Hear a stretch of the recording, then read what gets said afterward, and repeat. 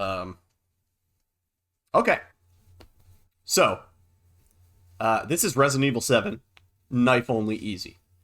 There's going to be some stuff on screen, and let me I'll start. This is the preface, so we're going to explain that right away. You don't need this stuff to run this category. It's not 100% necessary. It does help for practicing purposes, but for console runners, obviously, it's not an option since you can't do it. And yeah, and it's one of those things that I just do it for learning purposes and nothing else. So what we have up there is we have, you'll see it says address 1, max HP, and current HP, and then it does address 2, 3, 4, 5. That's whatever's spawns in, it's going to update with their HP values. That includes when we take damage, because anytime an address is updated, HP address, it's going to appear up there.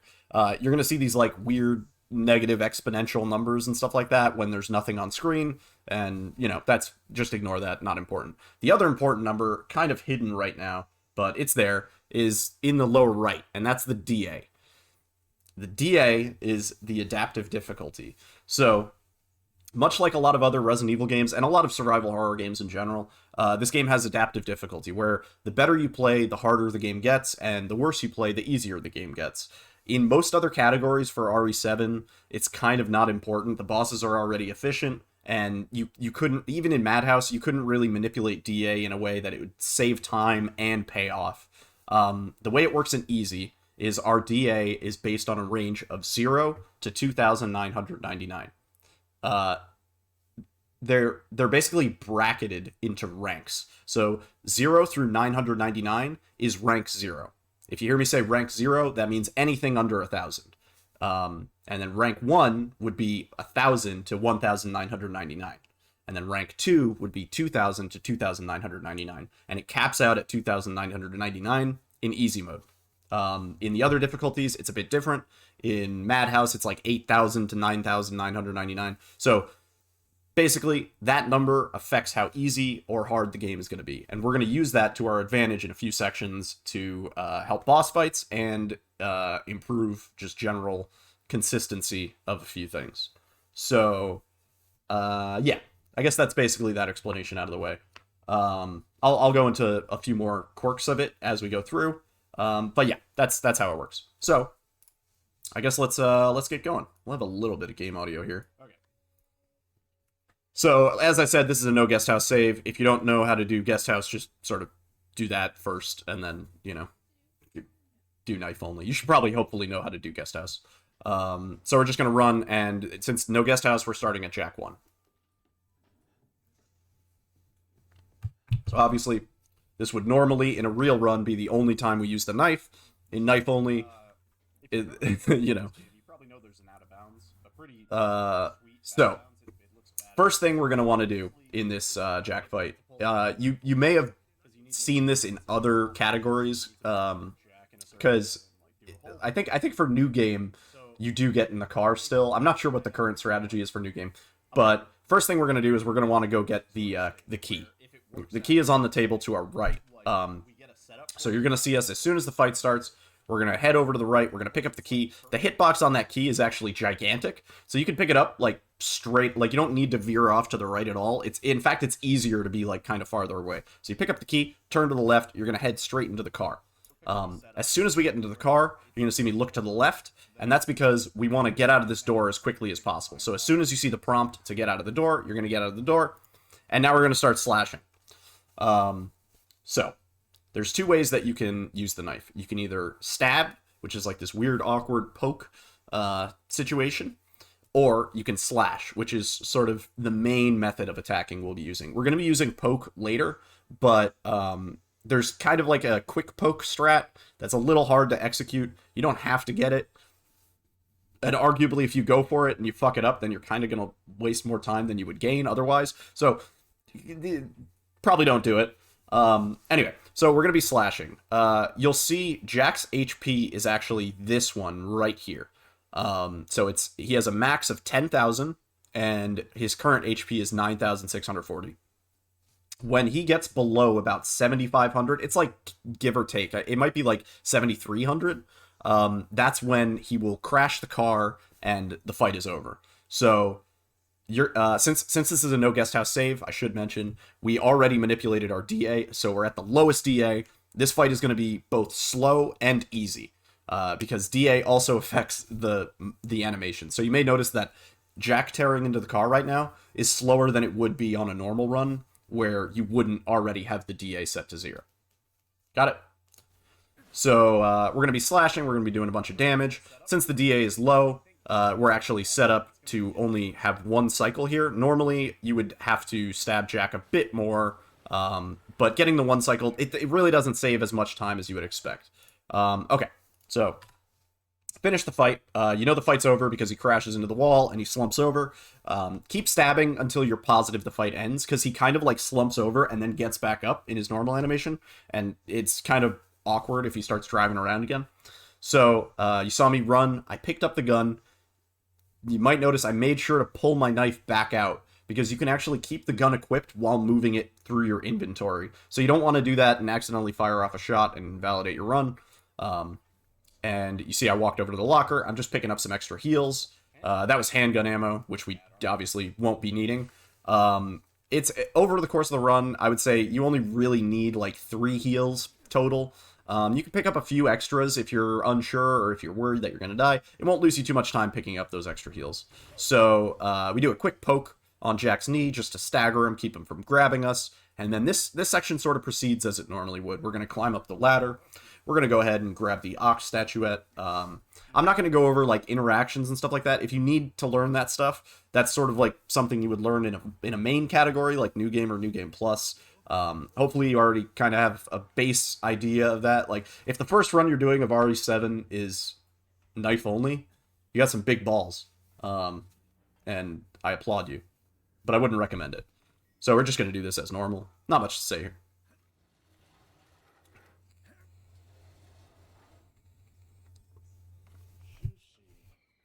Juicy. Okay. So, I guess I should mention, if you were doing a run of this in full game, without no guest house, you would, in theory, want to have wall skip set up. Wall skip is a trick that happens, like, immediately after the dinner cutscene, and it's pretty unreliable to get consistently. Like, you can get it, you could force it, but you might lose some time in doing so. In most other categories, it's not that important unless you're going for like a top 3 time. In this category, it's pretty important because it takes the gamble later on out of the equation. So you're not going to have a run die because Jack does a wall skip on you later on.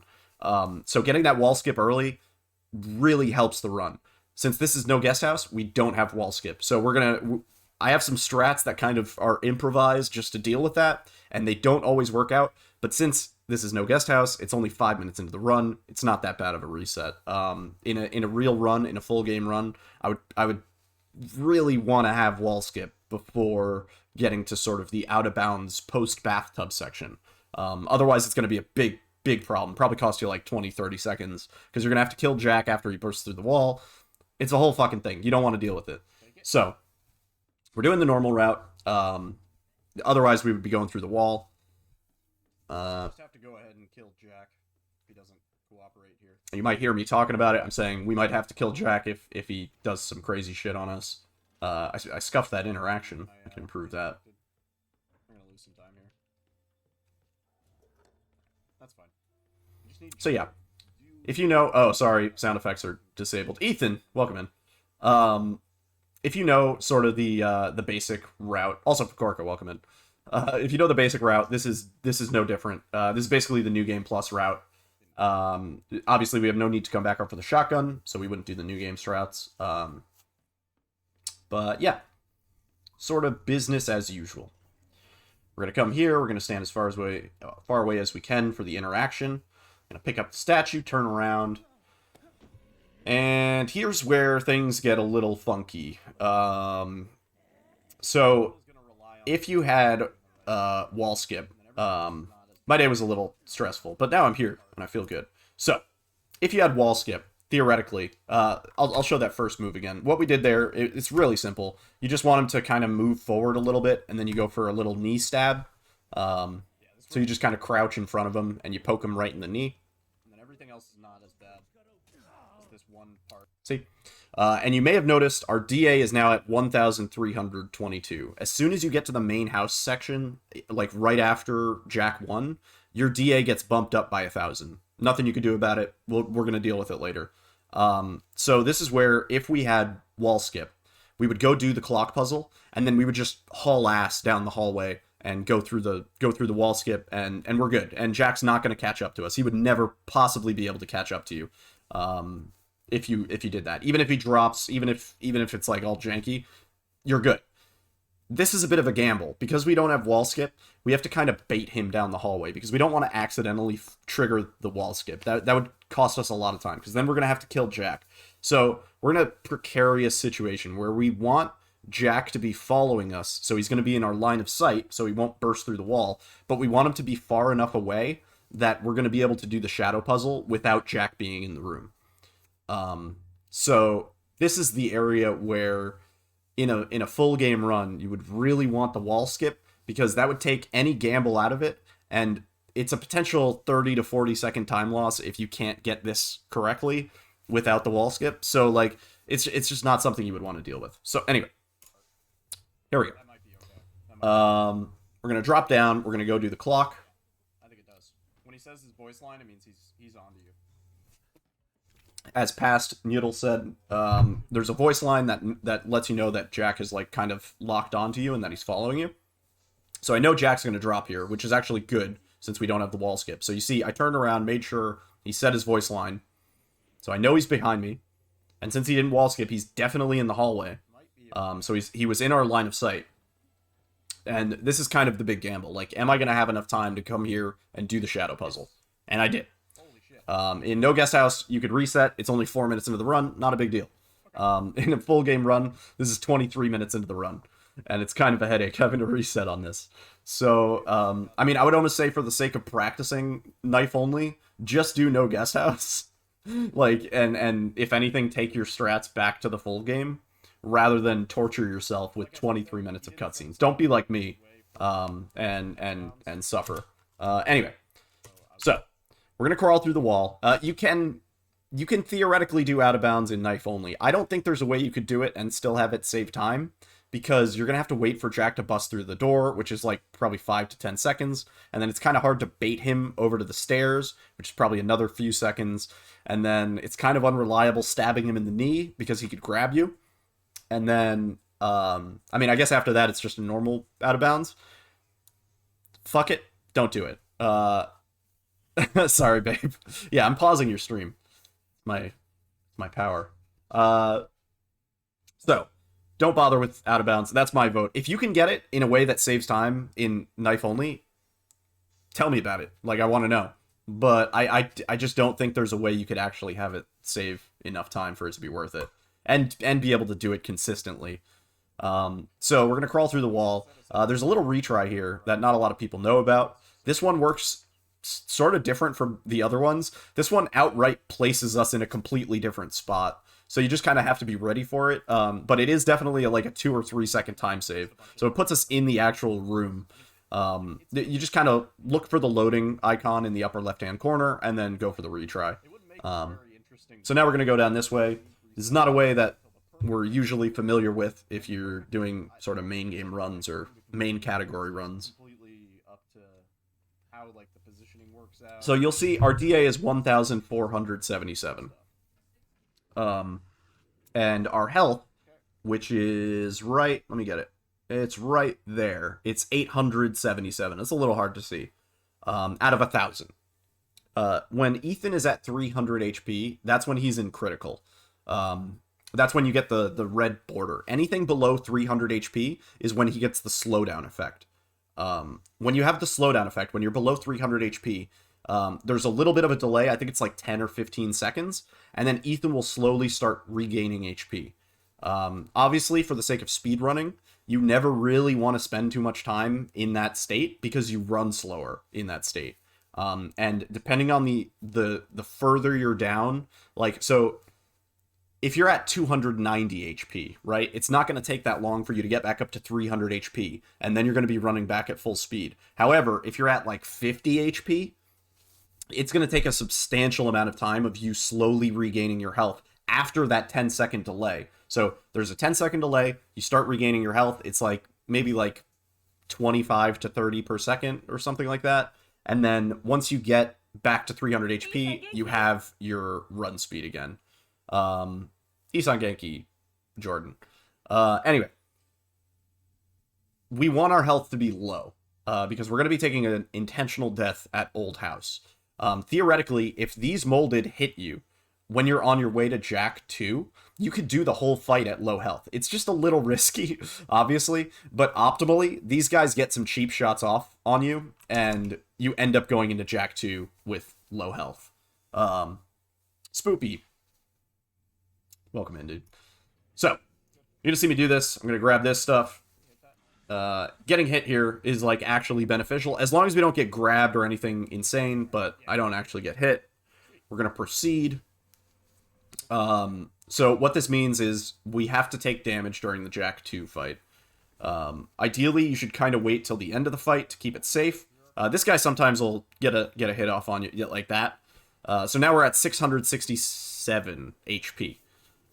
We want to be at 300, like exactly at 300, because that's the lowest your regen will allow you to go, and that's the lowest you can go without getting the run speed dealio. So, we're going to start the Jack 2 fight. Jack 2 is a pretty tedious fight. It's a little hard to learn. It's one of those things that you're going to have to practice it, but the problem with it is it's tedious and it kind of hurts to practice. You're going to be knifing a lot. You're going to be doing a lot of swinging. For this reason, like, this is a main reason why, if the run isn't going great, like, don't commit to a Jack 2 if you're already on a shitty pace. You know what I'm saying? Like, you don't want to have to finger blast and then find out that you're still on a shit pace and be like, fuck, now I just have to reset after literally, like, wasting all that energy. That's the best advice I can give you. Like, Jack 2 kind of hurts. So, make sure it's a good run. Yeah, exactly. Spoopy. Don't commit to the time sink if you're already behind. Also, Noobsta, welcome in. And, yeah, we're doing a tutorial here. So you're gonna see me do something as soon as the fight starts, or, like, right about now. I'm gonna set my FPS to 30. Obviously, this is PC exclusive.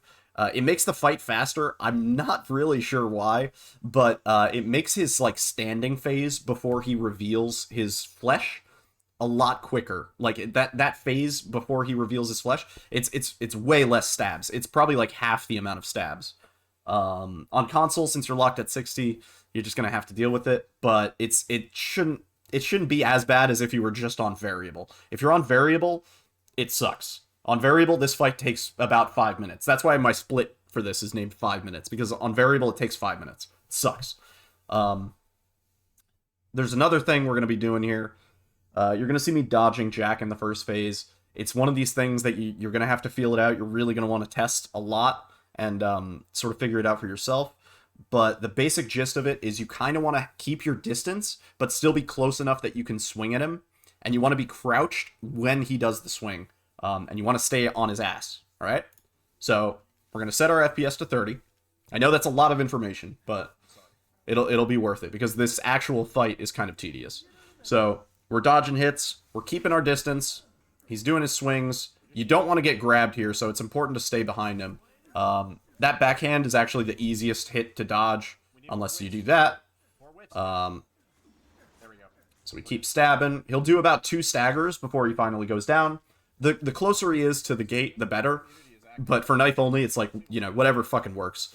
So, alright, we gotta go over something kind of important here.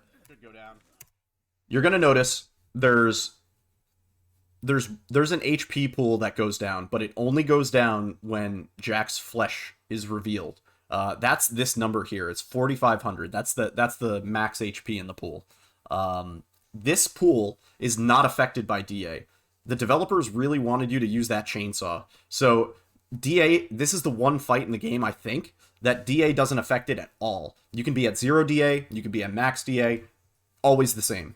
In most other fights, your DA will affect how much damage you do, the animations of the bosses, sort of like all that shit. In this fight, they just wanted you to use the chainsaw, and we're like, nah, we're using a knife. So now we have to deal with that. So every time he goes down, you're going to see me doing damage to that health pool, that max 4,500 health pool. You want to do as much damage to that while it's available, because you can kind of get boned on the cycles. You can end up in a situation where he has like only 1 or 2 more hits left, except you have to down him one more time, which costs another 20 to 30 seconds. So that's kind of the gist of this fight. So now every stab does 50 damage. We're slashing. We're doing 50, 50, 50. So now he's down to about 39, 50. We're going to go over here, pick up this heal, because why not? Do a little inventory management, and now we're stabbing. And this is kind of the tedious part of the fight. We're going to be stabbing. We're going to be dodging. I stay in front of him, and I kind of go for this like weird quick turn dodge thing that I've developed. As long as you turn quick enough, you're still able to hit him with the swing. Like, you can swing, you can turn into the swing, and you can still hit him. So now we're stabbing his bulb. It's doing more damage to his health pool. We're at 3,600 HP on that now. So when he gets to about halfway through this fight, it's like 2,400 is the threshold, I think. That's when he goes into kind of like his second phase. You'll know you're at that point. You're at the halfway point when he goes to destroy the center column. And that's usually the best time to pick up the chainsaw, because we are going to need it, even though we don't want to use it, to get out of the room. So we're going to keep stabbing. Just keep on slashing. That's why this part kind of sucks. I recommend, if you're on PC, bind 2 keys to the attack button. So I have E and mouse click. So you'll notice on the keyboard overlay, when my finger gets tired or when he goes down sometimes, I'll just switch to E, just because it's, you know, gotta spare my index finger. Okay, so we're halfway through the fight. He went and he destroyed the pillar. Let's go over what exactly happened there. So his HP is at 2650, you can see. It's right there. We're going to get it down to, I'm actually curious about that, 2200. And now he's going to go destroy the pillar. As soon as he starts doing this animation, and as soon as I realize we're in the second phase, or second half of the fight, I can run over here and I can pick up this chainsaw. What I did here is something that I don't think a lot of people know about. You can actually pick up a weapon, except not pull it out. If you're in the middle of an animation, like, so I started swinging as I picked up the weapon, and you do another swing immediately after, you'll never pull out the chainsaw. So I've had a few people ask me about that. They're like, wait, how the fuck? Because normally when you pull out the chainsaw, it wastes some time, because Ethan does a revving animation, and you have to stand there with the chainsaw in your hands like an asshole. And then you just have to pull out your knife again. So you kind of just mash the hotkey to pull out the weapon that you want, and you just click. And if you do it right, you get to keep the knife out. You never pull out the chainsaw. But we picked up the chainsaw. And now we're just going to keep going with this fight. And as I just said, we are going to need to take some damage. Our health is at 527. We took a hit in the beginning of the fight, which was kind of good in our case. But we need more damage. We want to be really close to dying when we get out of this fight. Ideally without being below 300 HP. So, like, we could go below 300 HP during the fight, and we'll recover enough HP to be at exactly 300 by the time the fight ends. So, sort of doesn't matter how much damage you get here, as long as you go into red at some point. So, for console users, if you want to make sure you're at the lowest possible HP and you don't have an indicator like that, make sure you go into red during the fight. But since, obviously, you're in the fight, you don't really need to move that much. Move speed isn't that important. Granted, you're taking a risk because your health has to be really low. Also, for console users, I would wait till the second half of the fight before you start taking damage, just because you don't want to have to do the whole fight at low health. That's just very stressful. But yeah, that's the basics of the Jack 2 knife-only fight. I mean, I guess that's more than the basics, right? It's like everything. So we probably have one more cycle. You see his health is at 350. So knowing that we have one more cycle, I go ahead and I start taking damage. We actually don't want any more damage now, so I'm waiting for him to do whatever he's going to do. And then we're good. So that was a little time lost there. Again, optimally, if you can go into this, and you'll see my health regenerating right now. It's like 270, 280, 290. Now we're back at 300, and we have full run speed. So ideally, you would actually want to take the damage going into the Jack fight, and then just take no damage from Jack during the fight. Like, if those molded in the earlier rooms hit us when we were on our way to Jack 2, and then we just maintained low HP for the whole fight, that would have been the pro strat.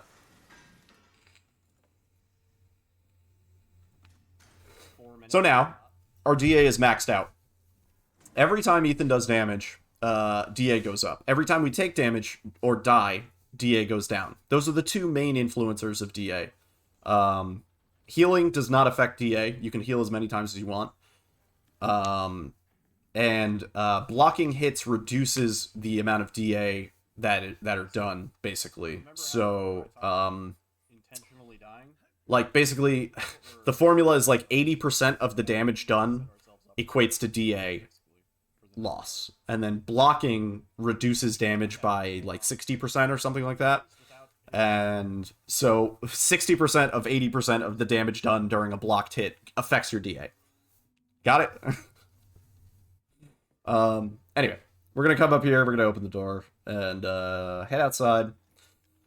And things get kind of interesting at Old House here. This is where the run kind of deviates, I would say, from previous world records. And that's mostly because of research done on DA and how DA works and stuff like that. We're going to come in here, as usual, do our turnaround, talk to Zoe. You kind of have to remove the part of your brain that wants you to heal, because the entire time running from Jack 2 to the trailer, your brain is going to be like, just pop that heal, you know? Don't do it. You want to be at low health for this next section, and you'll see why. 3 long years, dude. But yeah. Hope you guys are enjoying the tutorial so far. I'm not spending any time on like little stuff and optimization stuff. Really, I'm focusing on the big differences in knife only compared to the main categories. You want to pop that heal? I know, right? Everybody wants to pop that heal. Also, I added a little drop shadow to the text. It makes it stand out a little better. I think it's easier to read. Honestly, I hope I can. I'm glad. If you have any questions, feel free to ask. But I'm sort of, I think I'm hitting all my bases. No guest house. So, Like, we're only heading over to Old House. And normally you would go directly into the right room, to the room to the right. We're not going to do that. So we're actually going to head to the left. As soon as I remember. I forgot. We can improve that. And then we're going to die.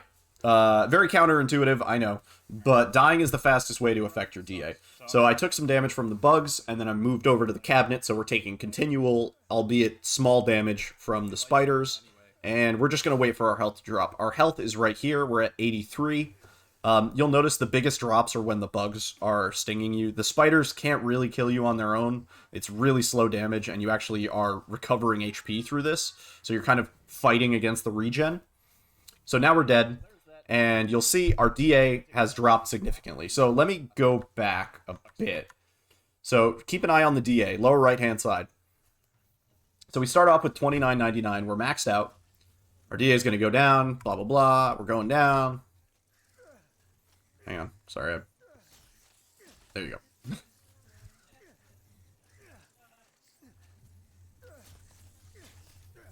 We're going to take the death. Our DA stays still, and then as soon as we hit the retry after you are dead, our DA goes down.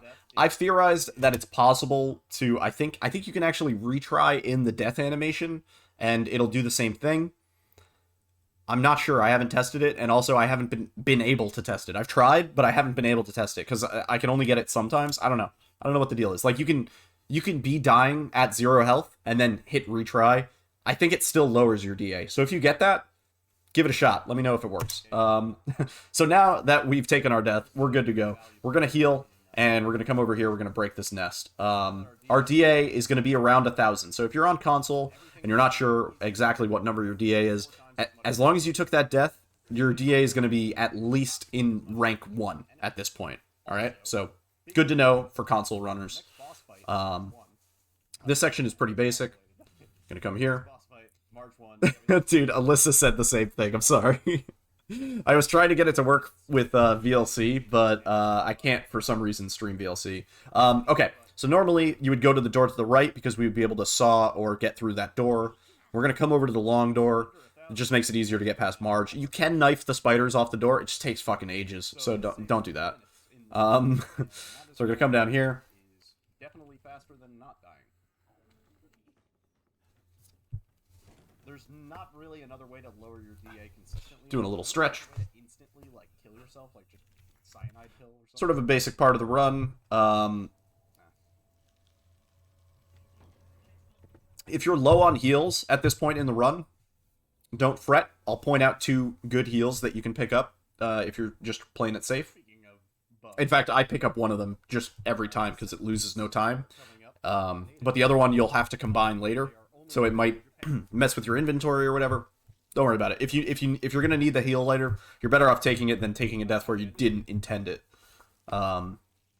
So on my right, when I come out of the crack, there's gonna be an herb, and then it's in that little trash can. We just passed it, and then when we're in the hole right after the crank, there's a chem fluid behind like a little pallet thing. And so if you're low on health and you're practicing and stuff, I would recommend. See, it's right there.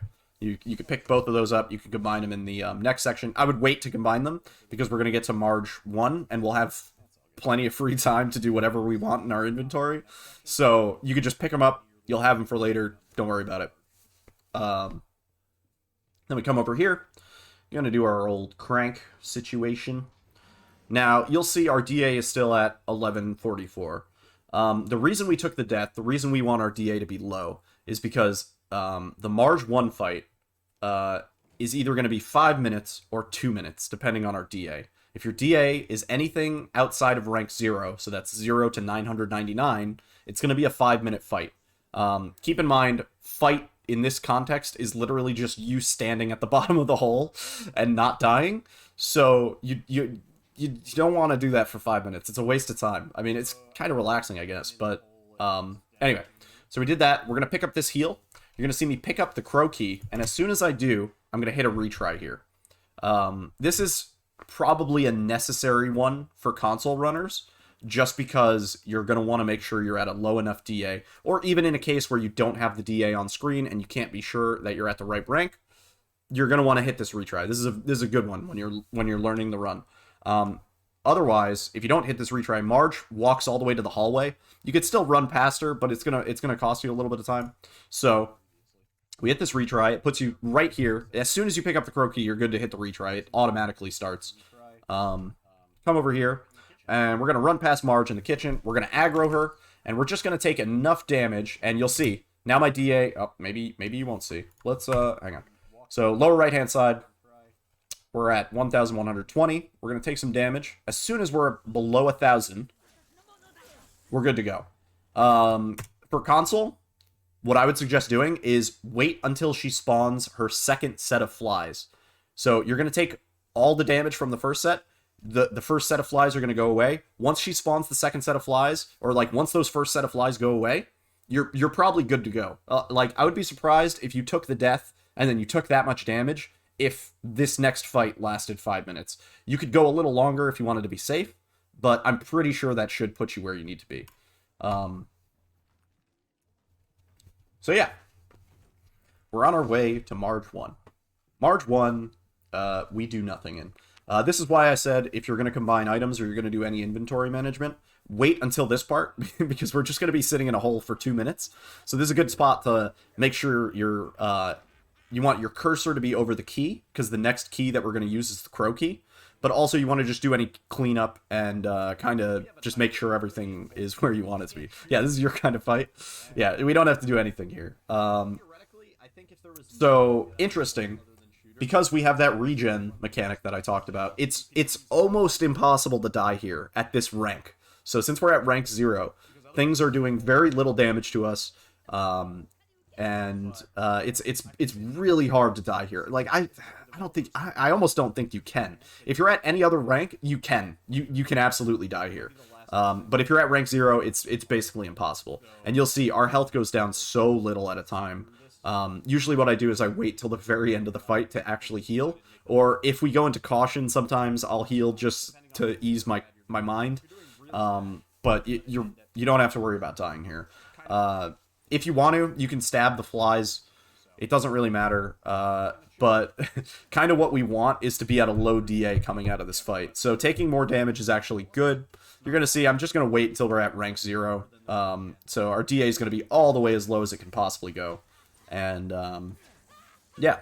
So we're below a 300 health, so I'm going to pop that heal, because why not? We'll probably heal eventually, but I can give it a little bit. Maybe I'm not going to pop that heal. Not yet. But yeah, but we only have to wait 2 minutes, so this should be done at 19:20 or so. Oh yeah, I guess that's something I should mention, since Past Self is mentioning it.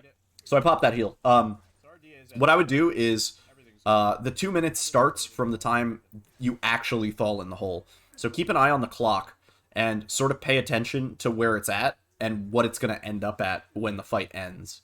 This is good for 2 reasons. One, you'll know if you messed up the DA, because if the fight goes on for like 3 minutes, then something is wrong. But the second reason is you can actually preemptively start climbing the ladder. I don't know if I got it super good in this run, but basically what you do is if you know exactly when the fight is supposed to end, when exactly it's supposed to be 2 minutes, you can start climbing up the ladder. If you start climbing up the ladder too early, she sends bugs after you and it knocks you back down. Oh, I didn't set my... But you can kind of time it and climb up that ladder. Real nice. I got it really good once where, like, she barely started dying and we were already up the ladder. But, yeah, that's a small optimization. And that's Marge 1. So, since we took a bunch of damage and we didn't kill a lot of stuff, our DA is at 0. That's going to help in Marge 1. It's going to make the fight a lot easier to do and more consistent. Consistent being a kind of loose term in this run, because there's some RNG. Yeah, well, yeah, so, I mean, like, hang on. Here. There he is. Wait, let's try and...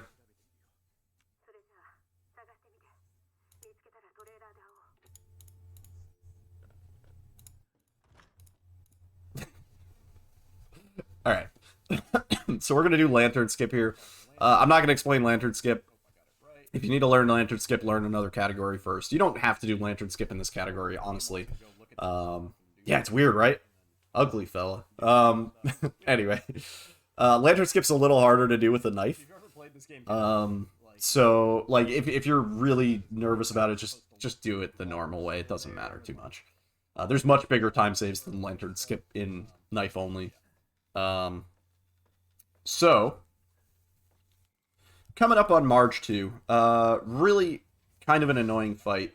Relatively consistent, not super consistent. I mostly have Chota Rap to thank. He's another knife-only runner. And he actually helped a lot in terms of making this fight have kind of a strat, although it can still go completely off the rails. Like, there's an RNG element to it, where if Marge does the wrong thing, then you're boned no matter what, and it's going to cost you a decent amount of time.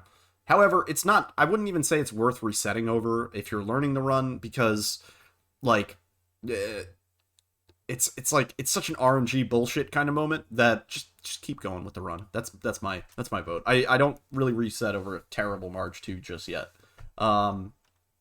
Anyway, so the fight's going to start. I do the block trick here. You could technically walk back and then walk back forward and start stabbing her, but I just block. It makes it a little bit more consistent. So we're just going to block through the hit, and we're just going to start stabbing. You'll see Marge's health is right there. It's 15,000 is her max HP. It's kind of a lot. And we're going to try and get it as low as we can. So, let me explain that. This is kind of a common strat in most other categories. We're going to look at the ceiling to make her spawn in the ground. And as soon as we see her, you can start knifing. So, she's going to whack us. She's going to try to hit us a few times. We need to dodge these hits. It's really important that you dodge these hits. If you don't dodge these hits, this strat almost guaranteed isn't going to work. It might work, but you got to get really lucky. So we're going to be aiming mostly at her crotch nest, and we're going to be dodging these hits. The first hit, we're going to go to the right. So you're going to see me go all the way to the right, kind of past her leg. So right here, boom, we dodge the first hit. Then you're going to want to go to the left for the second hit. And then you're going to want to center yourself on her nest for the last hit, and then finally move to the right. And you know you did it if she's still in this corner. If she starts to move to the left, or she starts to move far out, like towards us, then the situation is kind of rough. You'll notice that around this point, assuming you did the DA stuff correctly and everything is kind of how we did it in this run. Her nest should pop around this point. After that third hit, that's about all you need to pop the nest. So the nest is going to pop. This is where the RNG can come in. Sometimes she doesn't jump on the ceiling. Sometimes she stays on the ground, and she'll do her wide arm swing while she's on all fours. If she does that, you're kind of on your own. Whatever happens next, I don't really know. But the end goal is to push her into the corner. So if you can get away with pushing her into the corner when she's like doing her big arm swing, then you might be okay. But it's going to make the situation a lot more difficult to deal with. What we want is for her to jump on the ceiling. So we can get a couple stabs on her while she's on the ceiling. Boom, boom. And then we're going to block. You don't want to get grabbed by that hit. Getting grabbed is pretty bad. It's rude to push. Have you seen this lady, dude? You want to talk about rude? Anyway. So now we're going to go back to stabbing. And what we do is we kind of just cram her in the corner. And she should do this weird sort of kneeling animation. And she'll turn. And this is the spot that we want her in. It's very lewd, I know. We have to get a full shot of Marge ass for a decent amount of time. But as long as you're cramming her in the corner like this, she will not leave. She's pretty much stuck. There is a weird thing that can happen where she kind of like pushes you out and she goes into the hole, and then you have to kind of chase her around the house. It sucks. But if you do this the way I did it, theoretically, this is what should happen. So she'll get stuck, and we just sit here and do damage to her. Pretty simple. This is actually better than I got it on my world record for this.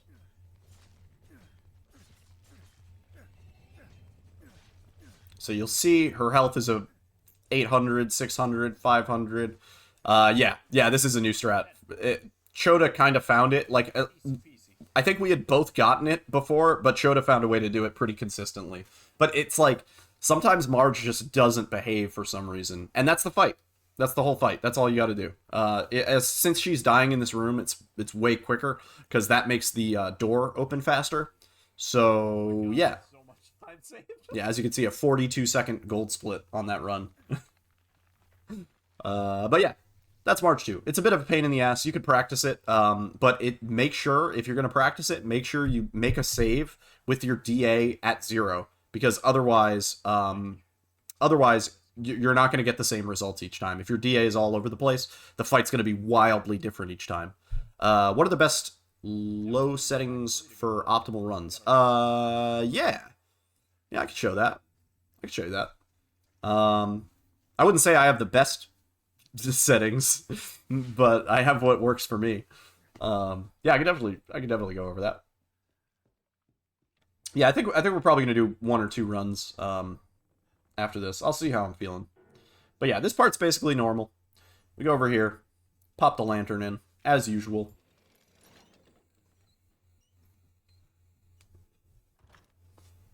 You'll see, even though we did the Marge fight, our DA doesn't go that high for some reason. But it doesn't matter, because we're going to get similar to how when we went to main house for the first time, we got boosted 1,000 DA. That's going to happen again sort of after the Lucas section. So from here on, don't worry about DA. We're going to end up at max DA no matter what. It's not important. Taking damage here wouldn't really save you time or help you, because you're gonna end up at max DA. Even if you take a death here, you're going to end up boosted. So yeah. Dude, this is... It's a shame this isn't a real category, at least yet. Because this was a really nice run right here.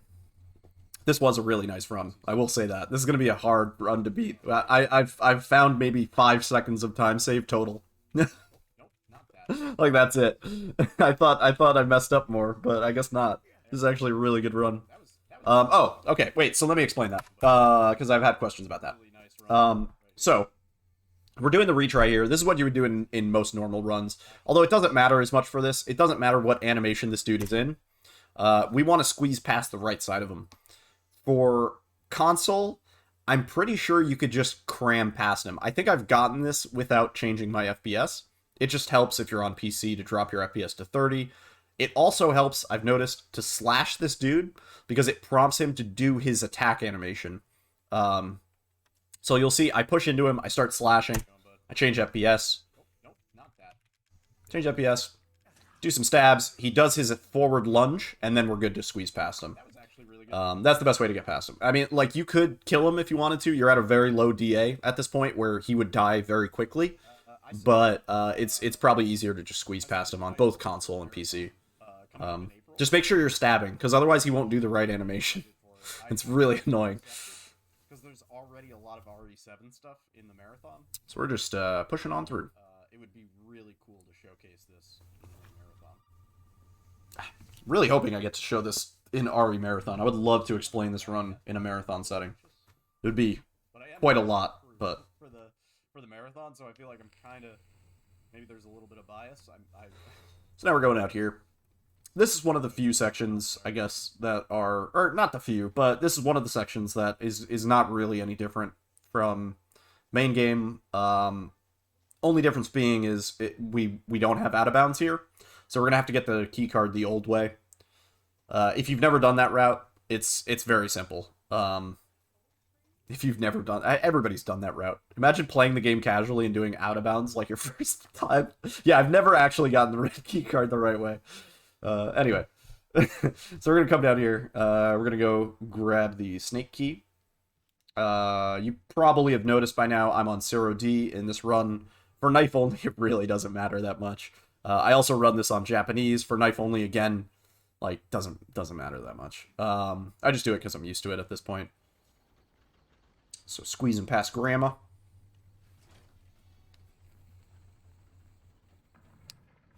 Doing our FPS trick to get past this dude. Just the usual stuff.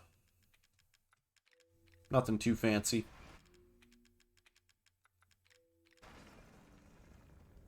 Excuse me. Right. So we're good. Nice. I'm gonna come through here. I try to get the quick door, but I don't get it. I never get it. Slow door, but it's fine. I think we still saved some time there because I fumbled the Let's hear what Pass Needle says. last time. Block this hit. It's pretty simple. You can block him at any time.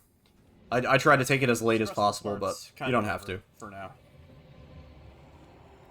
But yeah, like, for me, it doesn't matter that this isn't necessarily going to be a run on the leaderboards. Like, my main thing is just competing against myself, and... Yeah.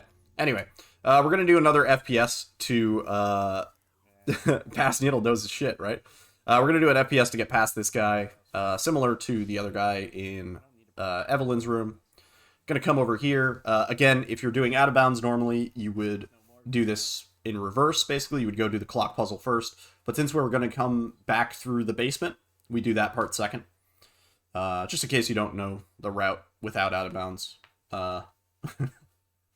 Dude, Pass Needle's he's a looker. Tell you that much. Anyway, gonna do this puzzle. There's a faster way to do that puzzle, but I don't do it. For all categories, basically, other than like Madhouse and stuff. So if all the categories have no guest house for this, Great. one actually kind of makes the most sense. Heading on down. Set up some DA manip before the run starts. I could theoretically skip this, but this is a nice little break. I feel like I was talking way too much. I'll probably cut this part out of the YouTube video because there's nothing really different here. This is basically just the route as normal. I say that, but there actually is a little trick here. So you're going to see me try and get the fast drop here. I didn't get it. You can actually drop straight once and just be in the hole, and then you can just run forward. It's like 0.5 seconds at most, but you kind of just want to be on a diagonal and push into the hole as far out as you can. So we're going to grab the red key card and head back up and get ready for the Lucas section. Sometimes that guy smacks me, and it's actually not the worst thing.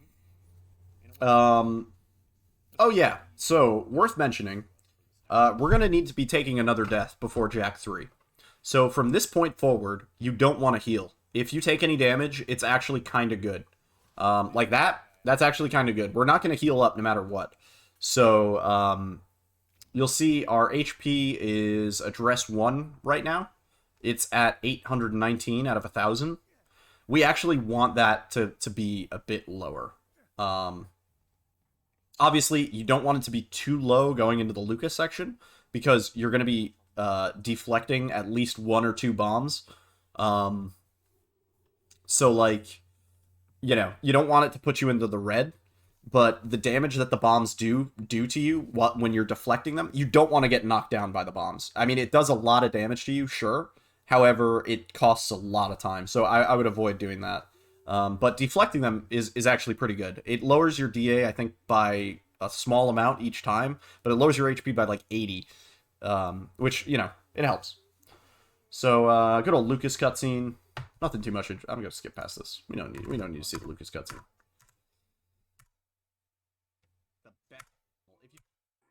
And bot has been deleted. Okay, there we go. So I'm going to crouch to get past these. You could theoretically block these, but it's actually faster to crouch. If you wanted to take more damage, I mean, like, realistically, in this run, I probably should have just tanked all of those for the sake of taking more hits. But there's sometimes a first aid med in there, in that box. So that's why I picked up the ammo by accident. We're going to tank this bomb. That's a pretty specific trick. If you need to know how to do that trick, watch my other video on New Game Plus. That goes over that trick. So we're gonna come over here. As you can expect, we have not touched the item box all game. So we're gonna get that message prompt telling us that we have unlocked the New Game Plus items. So we're gonna tap past that. We're gonna put the keys in the box. We're going to put the gun in the box. We're going to put that ammo that is useless. And then we're going to put the necessary items in the box. So basically, all that's important there is that the last items you put in the box are the arm and the crank. Theoretically, I could have put my first aid in there because we're not going to use it during this section. If you wanted to be safe, carry a first aid with you through this section. Because if you haven't done this section too much, you might have some trouble. So we're going to tank this bomb. Where's our health at? We're at 687. 0.75 HP. We're going to squeeze past these dudes, as past Yiddle just said. I'm going to try and bait this dude into giving us some damage. Ultimately, this was not worth doing, so I wouldn't actually recommend doing that there. I would recommend waiting and taking damage later. So we're going to try and quick drop off here. Can't get it, of course. But yeah.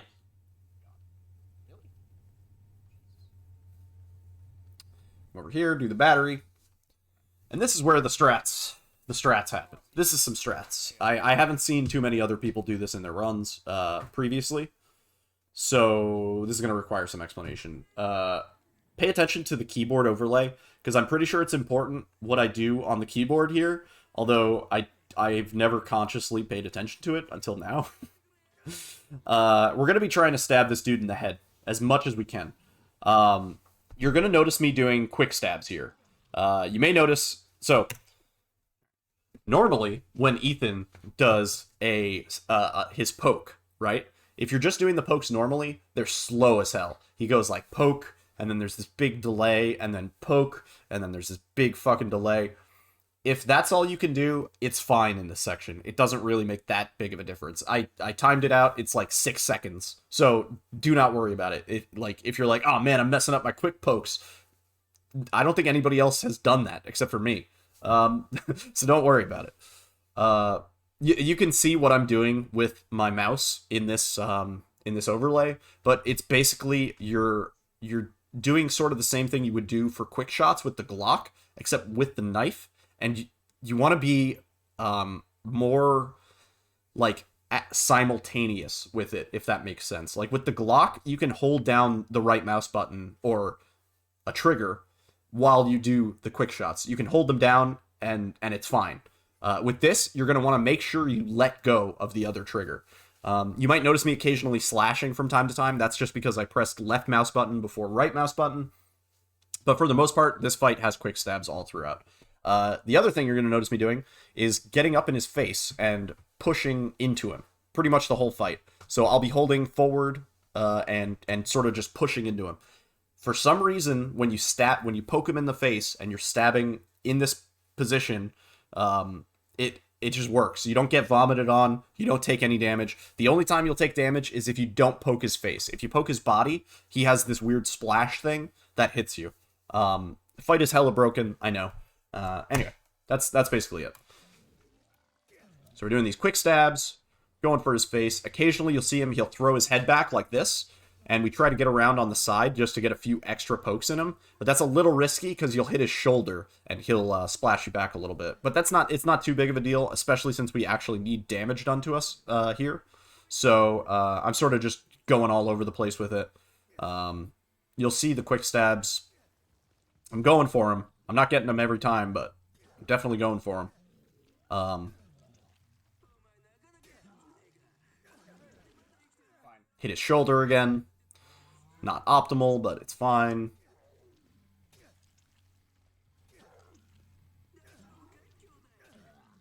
There are a few regular stabs in there. Poking on his head, and he's dead. Excellent. We did it. So the big reason for having that... So yeah, that fight isn't too bad once you get that strat down. It's just, like, with the quick stabs, theoretically, it could be a bit faster. And that's something that, like, I guess at the higher level, knife only. See, I'm just demonstrating it here. It would probably matter more. Yeah, you just poke his brain a little bit. Just go for that. Hey, Elizabeth, welcome in. For anybody new just joining us, we are doing a sort of run guide / tutorial video on RE7 knife only, easy, and I'm going over all the strats at a very detailed level. I'm trying to cover everything I can think of. If you have any questions, feel free to ask in the chat, and I will certainly get to them. So we're gonna put our stuff in the inventory. Theoretically, you could have just your knife there, and that would make that a little bit quicker. But we're good.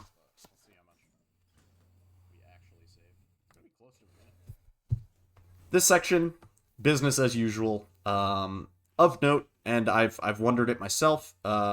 So I've always thought, does the explosion at the end of this section do any damage to you? And could we use it to either lower our DA or take a lot of damage right at the end of the section? That would be sick. If we could take enough damage to put us like right at critical at the end of this section, that'd be super awesome. Unfortunately, the blast doesn't do any damage to you, even if you stand close to it. So you'd only be losing time. So don't do that. So just do this section as you normally would. Again, if you don't know how to do this section, probably watch my other video on New Game Plus. I go over it in extensive detail, including all of the little inventory stuff and all that nonsense. But yeah. So far, so good.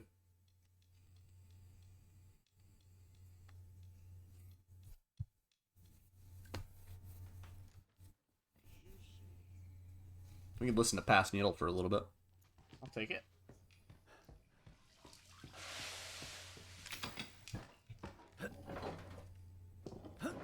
Good interaction. It was a good interaction.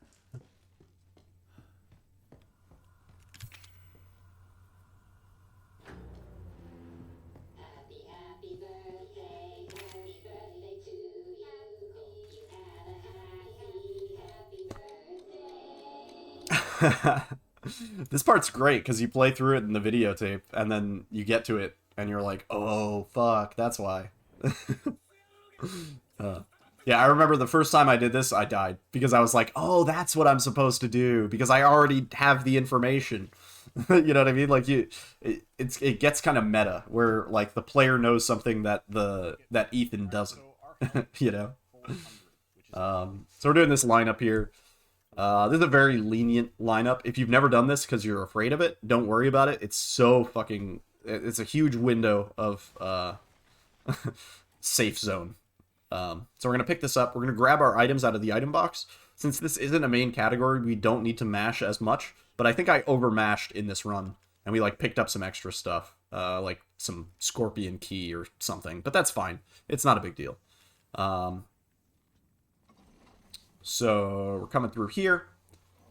Our DA is actually really And holy this is where things get a little interesting. Past Needle is commenting on how the DA is really good for this, because it is. Oh yeah. Dude. I love it. So I'm gonna have to take 2 hits. we want to go into Jack 3 at rank 0. So from 0 to 999 DA. Anything below 1,000 works. However, Jack 3 is one of the few fights that DA actually affects the fight mid-fight. Most other fights, I should explain this.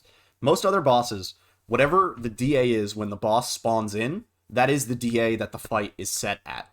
It's like their health pool spawns in with a certain amount, and then the game just maintains that throughout. For some reason, good job Capcom, Jack 3, the DA actually changes over the course of the fight. So, we want to not only have a low DA going into Jack 3, we want to keep our DA low throughout Jack 3. I'll touch on this a little bit more. DA is adaptive difficulty. It changes whether the game is easier or harder depending on how good or bad we're playing. I went over this at the beginning of the run, but basically, knife only, we're manipulating the DA throughout the course of the run to make fights easier or more consistent or faster. Ernie, welcome in. We're doing a run guide on knife only here. So, we're going to do the crank. It's really fortunate that there is a autosave right before we do the crank, because we're going to run over here and take damage from this dude. Optimally, this dude double hits us and kills us in 1 hit. It doesn't always happen, sometimes it happens. So it didn't happen here. We're at low health, it's pretty good. So the next hit should kill us, but it didn't. So maybe 1 more. Yeah, we're at 3 health right here. Yeah. Okay, there we go. So now we're dead. Good. The DA is going to go down by 1,000. We're at 397 DA. For console runners and people who might not have DA on screen, just know that as long as you've been doing things basically this way up till now, taking that death there should put you at the DA you need to be. You won't need to take 2 deaths going into Jack 3. As long as you had low DA for Marge 1, as long as you took damage from Marge 1, as long as your Marge 2 was quick, then your DA is already, it's basically guaranteed to be at the right point for Jack 3 here. Every dodged hit is going to raise our DA, so you saw me taking an extra hit just to be sure. However, I did some testing yesterday. If you go into the fight with 500 DA, you'll be good for the entire fight. So we're coming up here. We are going to trigger Zoe.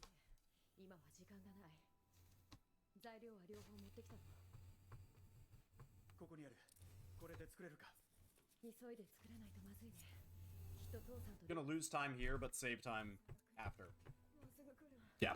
As Past Needle said, you might, like, there's going to be a time discrepancy here, because sometimes you're going to lose time taking damage and taking a death, but ultimately, if your DA is set correctly for Jack 3, you're going to save a bunch of time in the actual fight. So, you know, it's almost worth it to take the damage and spend extra time setting it up. Yeah, that is a good pro tip. Yeah. Well, that's why I love running knife only, because I can be like, oh yeah, that was DA manip. That definitely didn't, definitely meant to do that. This is knife only easy. Channel points. Okay. So the fight's gonna start. We're at rank 0 DA. For this fight, that means that our knife does 4 times as much damage. Which means that the fight is basically 4 times as fast as normally it would be. So this eye, this lower tail eye, this is the most important eye. This is usually the eye that we would shoot in other categories first, because it's kind of hard to hit otherwise, and if you don't hit it, Jack will have to climb up for you to hit it. It sucks ass. So what we're going to do is kind of janky here. It does work on console. You're going to clip into him and just kind of so the positioning is right behind his right hind leg.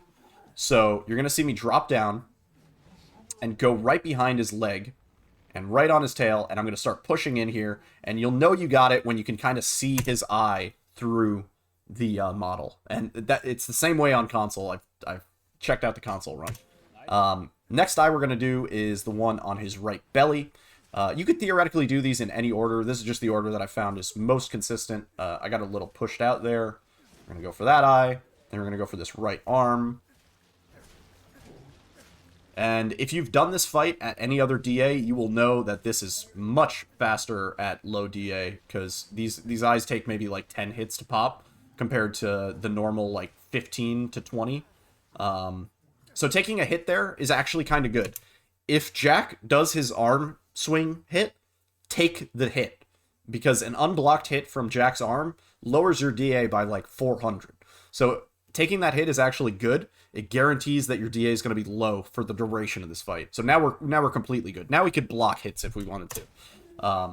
So we popped his face. I'm going to come over to his left arm. Try to come up with some fun stuff. I'm going to go get that left arm. Action capabilities. Please don't climb. Please don't climb. There we go. Then we're going to get his top eye. You saw I did a couple hits because the top eye was inaccessible. Do it. Then we're going to get his belly eye. And I'm pretty sure we got the one cycle in this Jack 3. One more eye. And then we go for the tail. And this is the risky one. Jack can either do a tail whip move, which kind of sucks, does a lot of damage to you and delays your attacks, or he can climb up here. Perfect. If he climbs up, Perfect. you're really boned. The only thing you can do, you can't climb up and hit his tail eye. The only thing you can do is get him to climb back down. It sucks. So that's basically the fight. This last part you could do in one phase. I don't think I got it here. Sometimes the hits just don't register on his eye. Like, 3 or 4 of those hits just didn't register there. The only time a hit registers is if the blood comes out. If you don't see the blood, then the hit actually didn't register. It didn't do any damage to him. There you go. Thank you, Nico. And there we go. That's the fight. That's a pretty good example of how Jack 3 can be optimal. Oh, that's gonna be some sick time save. Oh my fucking god, dude. That was a really good Jack. But yeah, that's the fight. Actually, this is a good time. I'm gonna use the bathroom and take a quick break, but I'll let Past Noodle entertain you for a little bit here. This is gonna be weird. People who come to the stream right now are gonna be so fucking confused. Oh, 2 minutes and 40 seconds, dude! There. Alright, I'll be right back. This is so deceptive, I'm sorry. Oh, fuck. That's sick. That's actually sick. 大丈夫 Perfect. 行こうミアが待ってる 7 seconds. No. I might lower the cooldowns a little bit. They're at like a minute or 2 for each. Might need to lower them. Woo. Woo. It's a run. It's a really clean run. We had an awesome Marge 2. We had a perfect Jack 3. 一つだけ一人分しかないなんてこれからどうすればいいの Hey, Master of Games. If you're heading out for the night, have a great night. I'm gonna use the bathroom during this cutscene. Be right back. 逃げるなんて考えがバカだったでもゾイもういい二人ともさっさと行って一緒に行こう誰か治療できる人がいるはずここが私の家ここから離れられないんだよ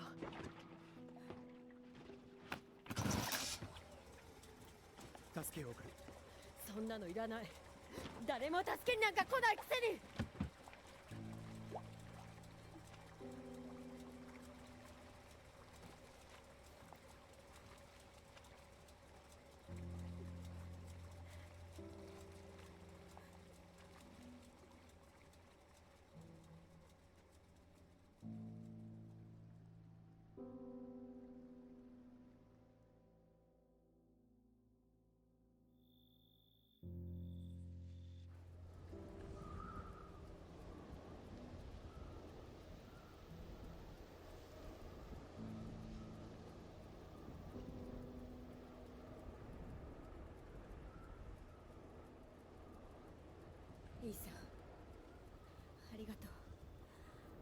他に誰を選ぶって言うんだ。いいさ。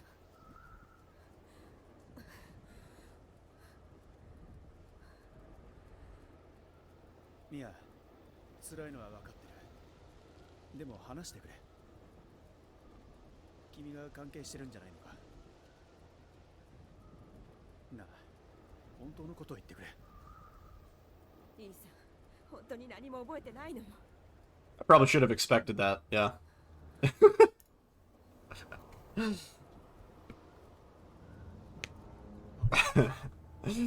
Yo, CGL. Welcome in, dude. We're doing a run review / guide. And I was like, oh yeah, this is a good time to go to the bathroom. And my past self also went to the bathroom at this time. You'll notice, past self is wearing a black t-shirt. Current self is wearing a blue t-shirt.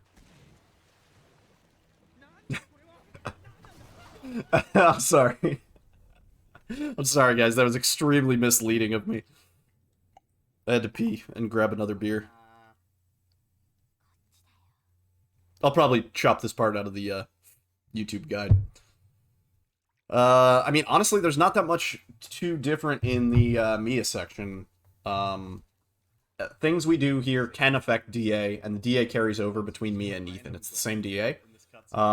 But like, No, damn. We lost time in the cutscene. we're gonna end up with, so the next hey, I'm glad you've been enjoying it, CGL. The next part where we're gonna need to take an intentional death is a while from now. It's not until Evie, and theoretically that's like an optional intentional death. You could do the final Evie fight at the max DA, which is what you're gonna be at for the final Evie fight. However, it takes a long ass time to kill her, and it's very likely that you'll die trying to do it. I did some testing, and by my testing, doing it at the lowest DA versus the max DA is about a 14-second time save.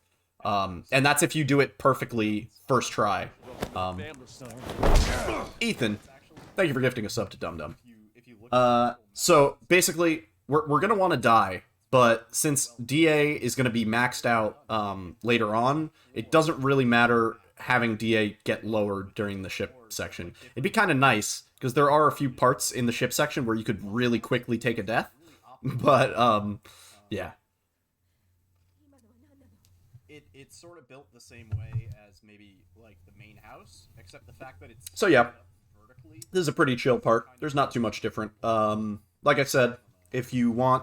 like sort of main game categories, I do have a tutorial on New Game Plus Easy, and it sort of goes over all these strats. I mean, I guess even if you're doing New Game, theoretically there's some stuff in there for you, and it's all sectioned out into chapters, and that's on my YouTube. So if that's something you're looking for, that's the tutorial for you. You're walking through those areas. So yeah, every time you run the game, right? basically just business as usual through here. Those out of bounds areas is... Worth mentioning, I don't know actually on this run if I picked up the survival knife. We don't have to pick up the survival knife, not at all. In like New Game and New Game Plus, you would pick up the survival knife so you could break a box, so you could then get a remote bomb, which you then use to blow up a four-legged, makes things easier. In this, since we can't use a remote bomb, we really have no use for the survival knife. I guess you could pick it up if you wanted to try and defend yourself, but you're almost better off just, like, kind of running past all these molded and tanking hits where you need to and blocking hits and stuff. Nice one, Velveta. So yeah, that's basically, that's the play here. Picking up the survival knife is also pointless. So, this is a question that I've gotten asked a lot. People ask, doesn't the survival knife do more damage? It does. However, you don't get it until late in the game, right? And the final Evie fight, for some reason, doesn't take extra damage from the survival knife. So, very important. Very, very important. If you're doing this run, and you do pick up the survival knife, make sure you also pick up the pocket knife when you're running to final Evie. If you end up at the final Evie and all you have is the survival knife, you're, like, ultra fucked. The survival knife, for some reason, does 25% damage to Evie's face, so it's almost impossible to actually get her into the next phase. You could be at the lowest DA, and it's still going to be almost impossible. If you're at the max DA, it's literally impossible. You there is no way to do enough damage to her before she gets to the end of the room and she gobbles you up. So, very good thing to note. Aw, dum-dum. Like, everybody knows Penn and Coach. Ethan is such a generous dude. Thank you, Ethan. Really appreciate that, man. He's like, but Anyway, we have to business as usual through here. you know that Carrying on, every dodged hit we have in this section is going to raise our DA. It kind of gives you a good impression of what the damage values are, because like I said, 80% of damage equates to a DA loss. So every missed hit, it's 80% of that damage equates to a DA gain, because we dodged the hit, technically. Like, even if an enemy is on the other side of a room, and he's just doing his attack animation for, like, the fuck of it, that still affects your DA, because he spawned in and he technically missed an attack on you. So yeah.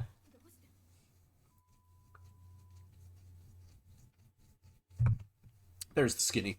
There's actually, like, 1 or 2 things in here that I would say we do, in Knife Only differently. That would be the molded on the elevator. And, shit, I'm trying to think. There's like 1 or 2 things. I'll point them out as we get to them. I don't want to skip past this section because I don't want to miss it. But, yeah. So since when we start this section, we already have the survival knife, we're good to go. That's all we need. Make sure you don't pull out your gun and shoot it. I've done that. It's a really stupid mistake. When we get to the elevator section, once we're in the elevator, you'll see I move my gun out of the way. Goes without saying, any bullets you fire in Knife Only invalidate the run, even if they're not hitting an enemy or doing any sort of purpose. Similarly, no remote bombs, no nothing like that. All the New Game Plus items are off limits. I should have gone over that at the start of the run, but that's basically like the category rules, so you should hopefully understand that before you commit to watching a video guide on it. So, yeah. We're going to do good old vomit skip here. This is a pretty tight trick if you don't know how to do this. Again, my New Game Plus guide goes over it extensively. Just cruising on through. So you're going to see me run to the end of the hallway. In a New Game Plus run, this would usually be where you get your shit out of the item box. This just serves the purpose of despawning the molded at the end of the hallway. We don't want to have to deal with that dude. So we just run into the room, and then we come back out into the hall, and you'll beat the elevator just about every time. And this is a kind of specific trick. I did this as a meme Wait. Did I accidentally... Alright, I just recently did that, right? Okay. I did this as a meme in the last marathon because the run was already kind of scuffed. So I was like, fuck it. I'll just do this strat. This is just a side note. But all you want to do here is you want to crouch when you get into the elevator. It's important that you crouch, and you want to get behind this dude, and you want to start stabbing. And once he stands up, you're good to stand up. So you'll see me crouch, start stabbing. He stands up. We're good to stand up. He does his lunge attack forward, and he's out of the elevator. This is actually a good backup strat in New Game if you're inconsistent with the gun, because it's about the same amount of time. Although there might be a better New Game strat these days. I haven't done that run in a while. So yeah, basically just going through here. It's important to not willy-nilly slash some of these dudes. Like that first dude in the hall. If you hit him, it prompts him to do an attack sooner. So like I think it cancels his animation of spawning in, and he goes straight into attacking you. So don't do that. You'll regret it. Some dudes you can attack. That guy also, don't attack that guy. Yeah, I mean, like, you can, but he might do this like grab animation, and it's a pisser. It really sucks. You're much better off just squeezing past him. I think those are like the 2 talking points I had of ship, really. Everything else is just about the same. We're not going to do bomb skip, obviously, as said. Can't use remote bombs. Kind of nice, actually. It takes a possible fuck up out of the run, but...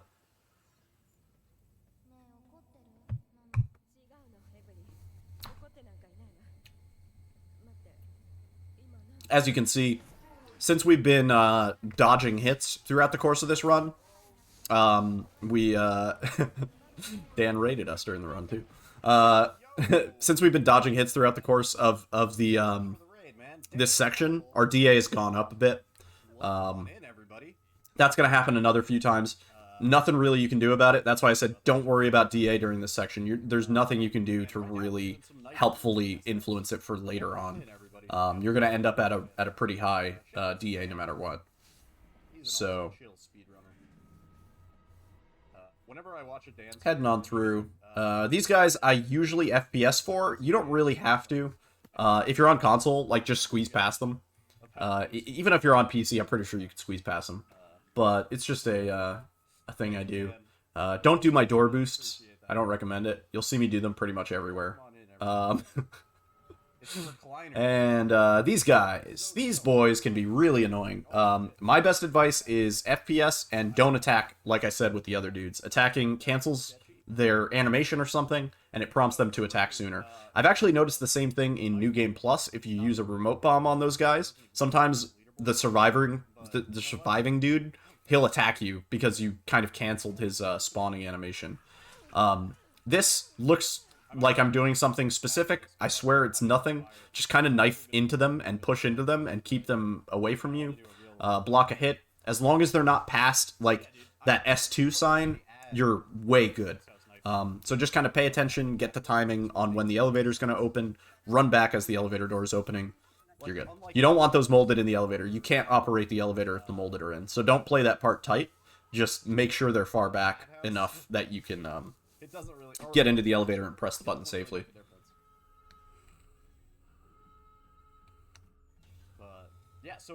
This guy, I don't remember if I FPS past this guy. It's pointless. Doesn't save any time. I figured it out, finally. So just squeeze past the right side of that guy. Stay far to the right when you're going past him, though, because otherwise he'll smack you pretty good. And like I said, no real point to taking damage here. If you end up in critical, it sucks. It's not good. One of the few times in the run, in this knife-only run, that we actually don't want to be at critical. In most other sections, it would be like, yeah, this is great, because now the next section, we can take the death easier. But here, since we're Mia, it's not important. And our DA is now 1,408. Also worth mentioning. We could probably skip past this. Nothing of value here. Alan, definitely not of value. Like, world record history video. I have to, like, do a ceremony before I trying to think. Where do things actually matter? So fucking good. Alright, we'll see if I pick up the knife. I don't remember if I did in this run. But like I was saying, it's pretty pointless. It's just going to be clutter in your inventory, and we don't have a purpose for it on the ship. I guess if you wanted to be safe and you were like, I might have to kill a molded, you could pick it up. But as long as you're running past everything efficiently, you shouldn't have to worry about that. Let's see if I do it. We don't need this knife, so I'm actually not going to grab it. I literally said it in the VOD that we don't need this knife. So you're going to see me fail God Door real quick. I opened the door too early. Summoning Salt, 100%. We're going to come through here, do the usual. This four-legged is just a simple run past him and block sort of maneuver. We're going to squeeze past him and block. Easy. Cool. So, interestingly, oh, by the way, if you guys have any questions... I don't even think I blocked that. I think I just took the hit. Doesn't really matter. Feel free to ask. Gonna come up here. Do our usual stuff. Let's keep going. Not much happens. We're gonna get to the juicy bits. Like, it's running. Yeah, so this is business as normal. Doing things as we normally do. Let me just see if I can... Steam, whatever. No. Console, doesn't matter. Go to here. Yeah, perfect. Okay, cool. This is my fish. So, this is where things start to get maybe a little interesting. Alright, see ya, fish. I mean, the most important parts of the run by far are probably Marge 2 and Jack 3. In a full game run of this, if you weren't doing no guest house, I would say also having wall skip is pretty critical. We don't need any items here. So normally, in most other categories, you would stop here, you would grab some stuff. If you're playing it safe, and you have some health kits in your item box, stop and grab them here, just in case. but really we shouldn't be taking too much damage here. It shouldn't be a problem. If you get smacked when you're, like, pressing the button, it's good. If you get smacked while you're getting into the elevator, it's bad. You're probably gonna have molded on the elevator, and then it's really bad because we don't have anything to defend ourselves. You, like, even if you did have a knife at this point, you couldn't really push him off the elevator.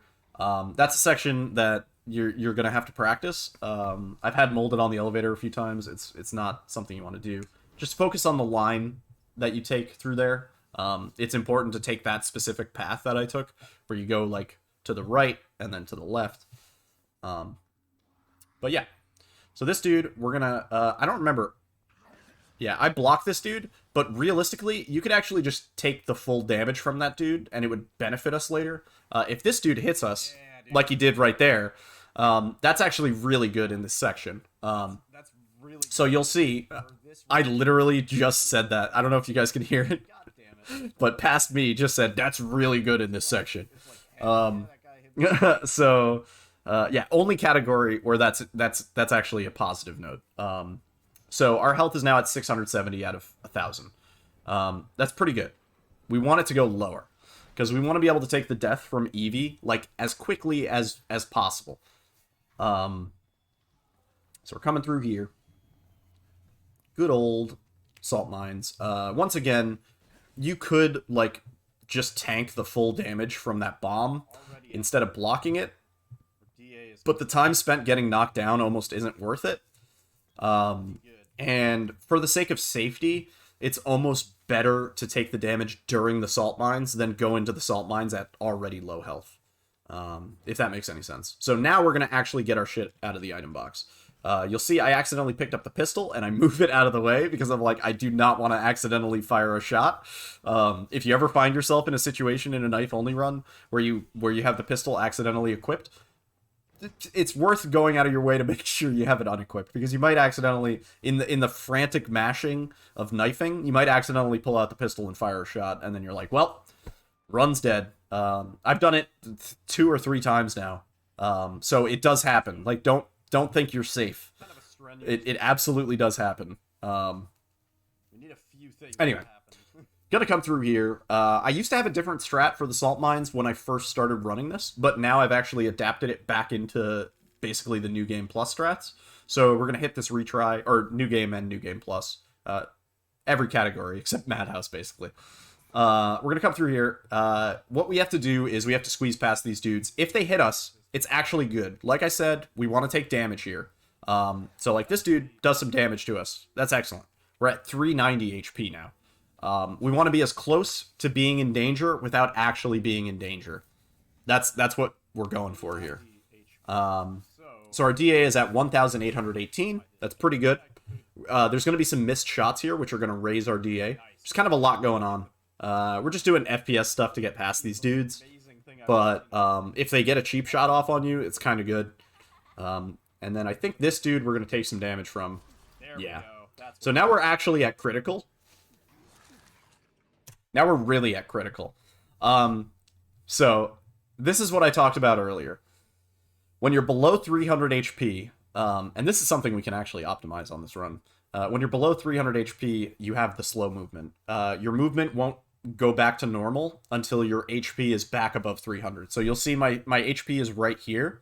I think you guys can see that. So 1,000 is our max, and our current HP is 75. So we're actually really, really in danger of dying. We want... Look, hang on. Let me get my face. Wait. This is a great face. That's the face of a man who is not supposed to be at this low HP.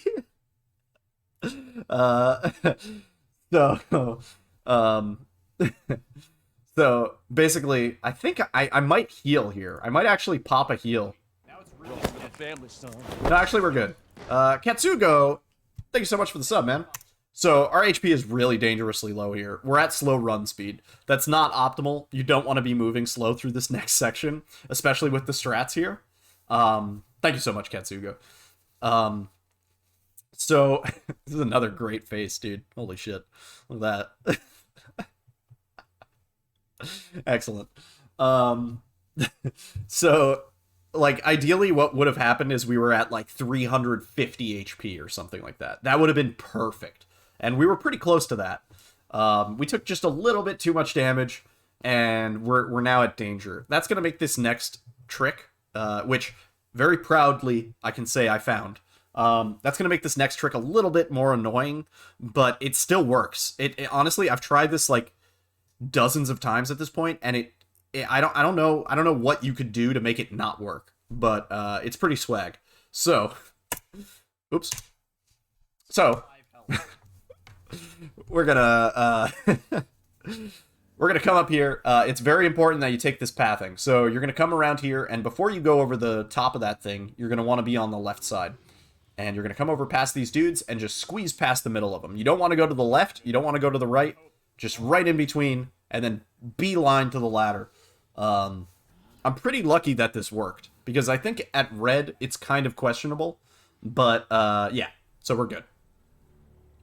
And we're on our way to final Evie. So soon you'll see the HP starts to go back up. There you go. It's going back up. So 115, 120, blah, blah, blah. It's going up. We're picking up a heal. That's not to use now. You would think, like, I would pick up that heal and pop it right now, but that's to use later, because we do want to take a death. So we got a heal, and our HP is slowly recovering through this cutscene. What I've learned, as you'll see, is that the HP stops recovering when you're in the cutscene parts of this section, and then it only starts recovering after another, like, 10 seconds have passed.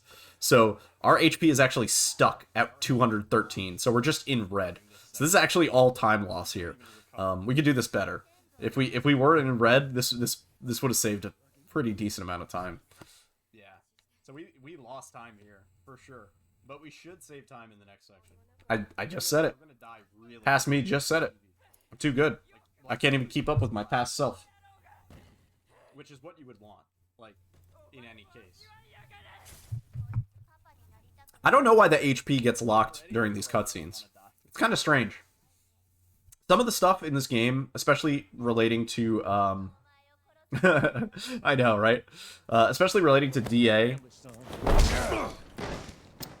Yo, ZGL, thank you so much for the Prime sub, dude. Finally had a red. 2 months. I appreciate that, man. You could give your Prime sub to anybody. Chose to give it to me. I'll make sure I give it a loving home. I appreciate that, man. Yeah, so yeah, there's a few sections that don't really make sense in terms of DA. Like, your DA drops during some cutscenes, and your HP doesn't restore during some cutscenes. It seems unintended, but it also seems like something that Capcom thought nobody would ever notice for any practical purpose, and they're, for the most part, they're right. Like, in a normal casual playthrough, or even in most speedrun categories, this stuff doesn't come into play at all. One of the biggest questions people ask is, can I use DA manipulation in a New Game Plus or a New Game Easy run? Or even a Madhouse New Game Plus or a New Game run? And the answer, very confidently, is no. There is nowhere that you could make something more optimized than it already is while having your DA at max. So, like, yeah, it would make the boss fights easier, but the time spent taking the death and then coming back from the death and stuff like that would unequivocally lose you time every single time. So that's that. Shut the door on that question. Anyway, with that out of the way, we're at the final fight. Our DA is 2,300 something, and we really need it to be lower. When you're at rank 2, this fight takes a long ass time, and it's inconsistent, and it's a pain in the ass, and you might die. Even when your DA is low, you might die. It's just one of those things that you're going to have to practice. The problem with practicing it is every time you die during the fight, and you retry, your DA is lowered. So you're never really going to be able to consistently practice this unless you have a specific way of setting your DA to a specific number. Which, that's what I did for, like, testing and practice purposes, when I was first, like, sort of routing this out and figuring out what was optimal and stuff like that. But obviously in a real run, you have no capability of doing. So, anyway, we're at lowest possible DA, and Demon Hunter. Sorry, we're at lowest possible HP. but we're at rank 2 DA, which is essentially the highest rank in easy. So we need to lower our DA. We're going to take a death here. When you're at rank 2 DA, and you may have noticed this in other categories, Evie does a double blast. People have asked about this. They've been like, oh, why does Evie do the double blast? It's because your DA is at rank 2. So we're going to just tank this hit, and she's going to do a second blast, and that killed us. Perfect. Absolutely. That's exactly what we wanted. So now our DA is at 1038. We're at rank 1. So I will say, if you want to play this fight ultra safe, you could actually take another hit and then retry immediately, and you'll be at rank 0. You don't have to die. And in fact, dying will take you a long time because she does less damage since you're at a lower DA. When you're at rank 2, she's doing her maximum amount of damage. So if you wanted to play this safe, if you're just practicing or learning the run, take a second death, or just take a second blast after the death, and then retry. When you retry, it guarantees that the fight is going to start at the DA that you were set at, if that makes sense. Okay? So now we're actually good to go. Oh, thank you, Katsugo. So you actually see, I popped that heal, because if I took another hit, if we didn't get the 1 cycle, that actually could have been kind of bad in terms of my health. So I took that extra heal there. Like I said, it's important that you don't heal when you need to take a death. Since we got, actually, this is actually a really optimal fight. It's going to be so hard to fucking beat this. I just realized why this is so good. So since we got hit a second time, our DA is now at rank 0. We're at 998. We're 2 points below rank 1. So the way that this worked out for this run specifically happened to be, like, incredibly optimal. It's unlikely that I'd be able to do this a second time. So we're at rank 0. That means that this Evie fight is going to be especially easy. We can get her in basically 1 cycle.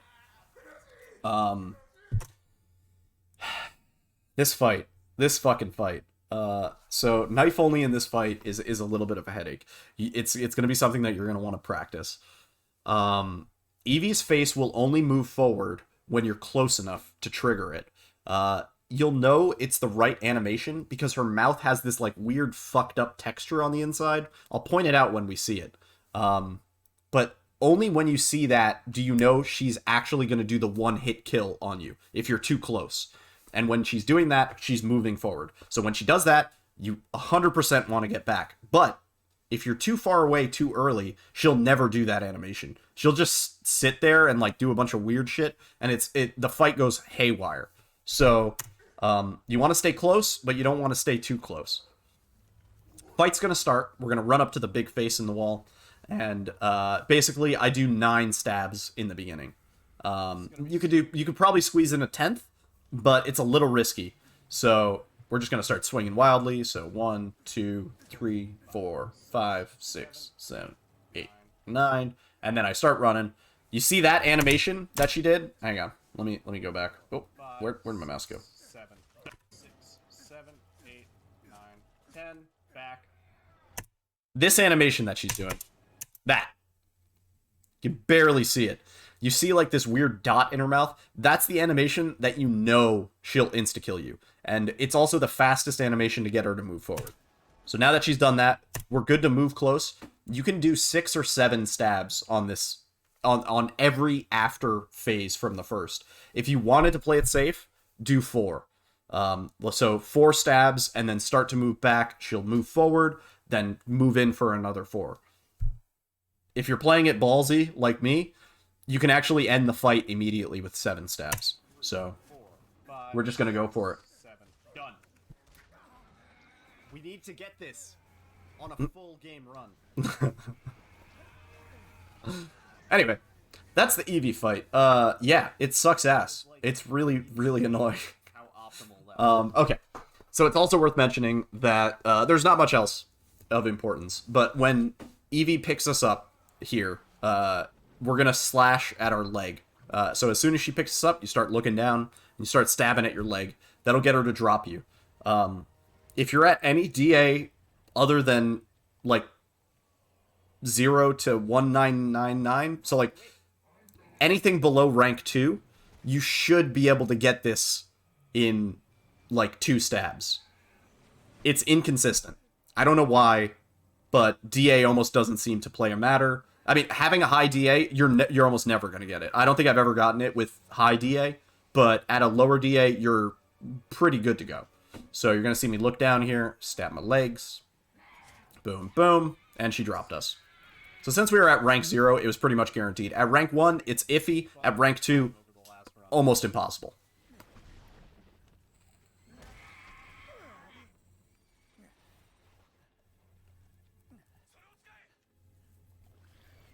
And playtime's over.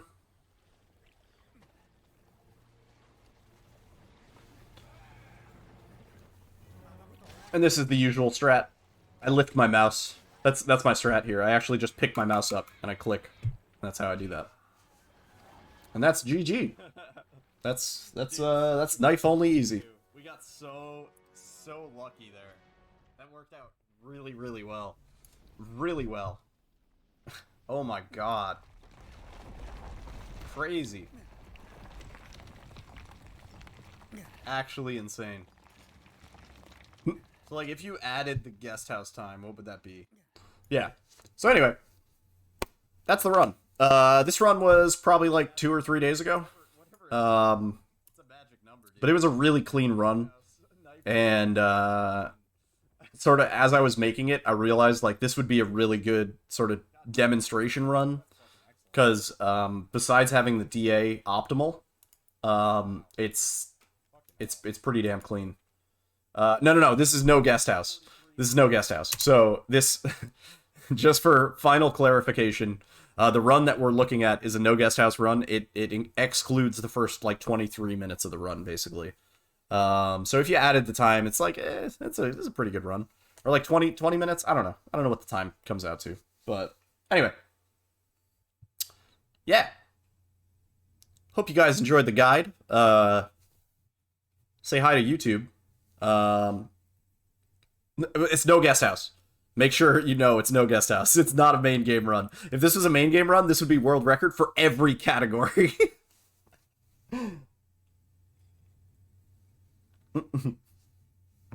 Hi to YouTube. Corca says hi. Here, wait. We can make it bigger. I never used this scene anyway. There you go. Hi YouTube. Hi YouTube. See, I wrote it. All right. Pretty good. Pretty good. Go for it, man. I'm going to take a quick break, and then we're going to do some runs. I'm in the zone. I feel pretty good. I actually have to get up tomorrow morning to do some shit, but I don't really care. So, yeah. I hope you guys enjoyed the guide. I hope it explained some stuff. Like I said, if you have any other questions or want more information, I'd be certainly willing to go through that during this next run. So yeah, if you have any other follow-ups, or you're like, why didn't you do this, or why did you do this, we can go through it. We can talk it over, bang it out. You know, we don't have to bang it out. You know what I'm saying? So let me change some stuff. Get ready.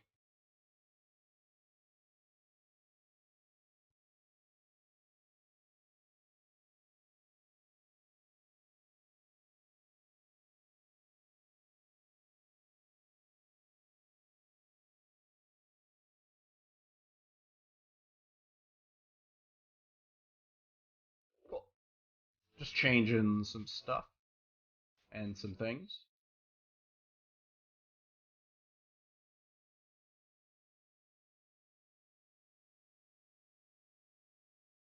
Sweet. Okay. I think we're good. I'm gonna need to get some stuff set up once I come back. Just for RE7. Because knife only is kind of tight. But yeah. What I really hope, you know, like I've talked about this a few times, but I didn't come to running knife only because I was like, oh, I want the world record. Like that honestly wasn't even like really my intent or expectation. It was purely like I saw the run and I was like, I think there's some optimizations and some things that could be done differently or made more consistently that would sort of benefit everybody going forward. And sort of since I've been doing this, I've seen some other people that I've never seen before, quite frankly, coming to knife only, which means that I've sort of succeeded in that goal. Like, world records are meant to be broken. You know what I mean? Like, my world records are free for grabs in any game or any category I do. Like, I'll run games that aren't on speedrun.com because kind of inconsequential to me. But just knowing that I've contributed in a way that future runners will be able to sort of be more confident and be more optimized, that's all I can ask. Like, I've done my fucking duty. You know what I mean? Like, I could retire now and I'd be satisfied. So yeah. I don't know. I just wanted to get that out there. Like, it's not about me. It's about future speedrunners to come, you know? Somebody else is going to come to this category and be like, yo, that Needle guy, he was onto something, but he got some shit wrong. And I'll be like, holy shit, you are the next knife-only optimizer, you know? But yeah. Anyway, quick break, and then we're going to go over some stuff, do some runs. See you guys in a moment, Tito.